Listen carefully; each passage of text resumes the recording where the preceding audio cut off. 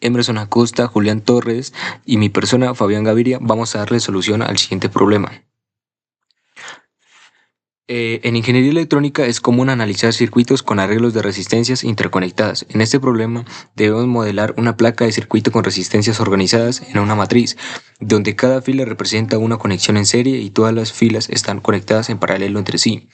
El objetivo es calcular la resistencia equivalente total del circuito utilizando arreglos multidimensionales y funciones. A continuación les voy a indicar el análisis de la situación planteada. ¿Cuáles son los resultados que se esperan? El resultado que se espera es que nuestro programa pueda calcular la resistencia equivalente total del circuito utilizando arreglos multidimensionales y funciones. Tenemos unos datos disponibles que son suministrados por el usuario, que son una lista dada por el usuario, la cual vamos a llamar resistencias, donde cada dato, cada valor ingresado por el usuario va a ir llenando casilla por casilla hasta completar toda la matriz. Tenemos unos procesos a realizar, los cuales son imprimir las resistencias de cada fila con su número, al igual que su suma de las resistencias de cada fila. Vamos a calcular la resistencia total del circuito asumiendo que las filas están en paralelo. Vamos a pedir al usuario los valores de resistencias organizadas. Vamos a calcular la resistencia equivalente paralelo de estas sumas y vamos a mostrar resultados detallados. También vamos a utilizar unas variables que pueden ser globales o pueden ser locales. Las variables globales se definen fuera de cualquier función, es decir, en el cuerpo principal del programa. Estas se van a ejecutar durante toda la ejecución, o sea, durante todo el programa. Tenemos unos locales que se definen dentro de una función o un bloque específico. Estas se van a ejecutar mientras se ejecuta una función específica. Y aquí, como está indicado en el documento, hay algunos ejemplos de las variables a utilizar, como por ejemplo una global, que es la resistencia, que esta variable se crea fuera de cualquier función después de llamar a pedir resistencias y contiene la matriz de los valores ingresados por el usuario. Es de tipo list y int. Al igual tenemos un ejemplo de la variable local, la cual es número, que es un contador local para imprimir el número de cada fila. Es de tipo int. Bueno, a continuación voy a explicar brevemente el funcionamiento de nuestros diagramas de flujo. Tenemos 4 funciones. La primera es pedir resistencias. Lo que hacemos es pedirle al usuario la cantidad de filas que desea en su matriz, que se va a guardar en una matriz de resistencia. Después, mediante un bucle for, se recorre cada elemento de cada fila. Y posteriormente también en un bucle for se le pide al usuario el valor de cada elemento de la fila. Cuando cada elemento de la fila ya se ha llenado, pasa a la siguiente fila y el usuario sigue llenando los valores de cada fila hasta que se acaban los espacios de la fila, y lo que retorna es pues la matriz con sus respectivos valores de cada fila. Nuestra otra función es leer fila. Esto lo que nos hace es recorrer cada elemento de la fila mediante un bucle for y lo imprime en pantalla. Recoge cada elemento de cada fila y lo imprime en pantalla. La de sumar resistencias en serie.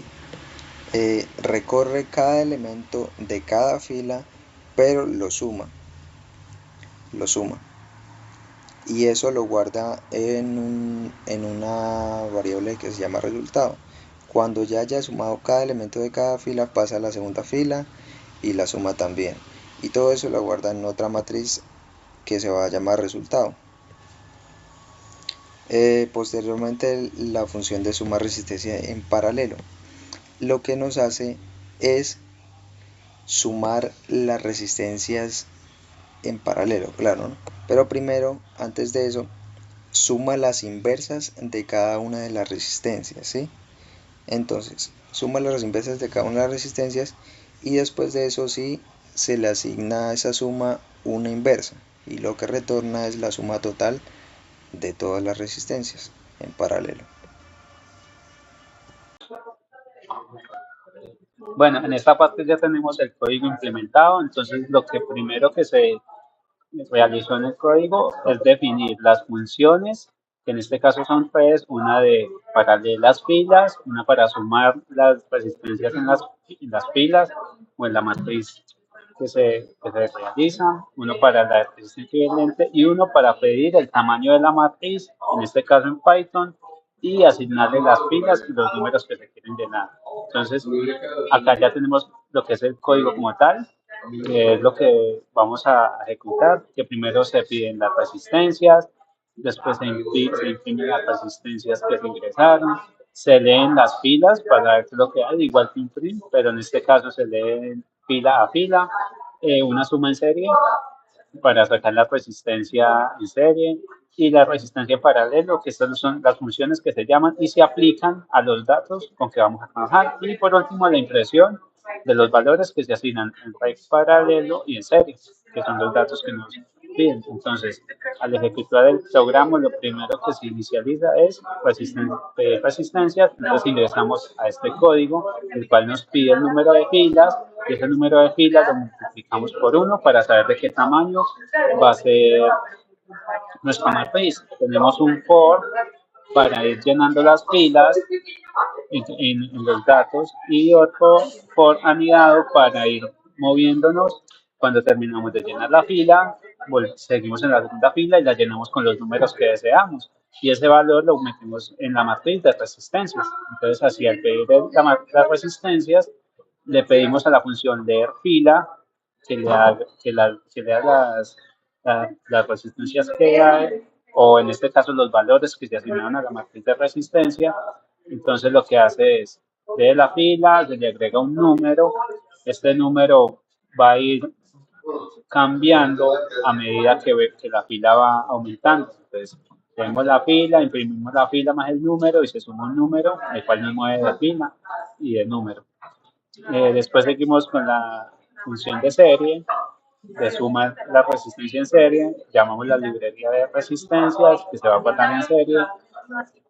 Acá tenemos la operación, los resultados, un len para leer el tamaño de los valores que hay para asignárselos al resultado, que va a ser una variable local de la función serie. Entonces, hacemos el barrido de las resistencias y lo vamos llegando en un acumulado. Se suma de las resistencias que se guarda en i y el resultado, como i va cambiando, se va guardando en una casilla, que eso nos daría una matriz con tres elementos, que es la suma o de tres elementos o la cantidad de filas que tengamos. Tenemos 5 filas, se guardan 5 elementos.